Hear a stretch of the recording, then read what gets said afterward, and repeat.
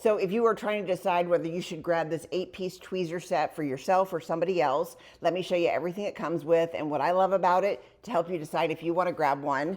First of all, it does come in this case. It does have a really nice sturdy lock on it. These do come in other colors as well in case you want to get one for your husband or for a male for a gift. You have your little spoolie to comb out your brows and your lashes.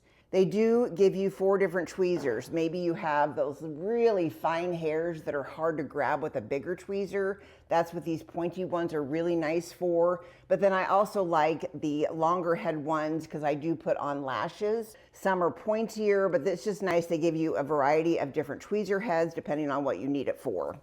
And then it does come with a couple pair of scissors. You can see this one is kind of curved up, nice and sharp. This one has a little brush on it, so if you want to brush out your brows and then trim them, you would be able to. And then finally, it has this fold-up razor in it, which I really love to get here on the sides of my face or even down my neck.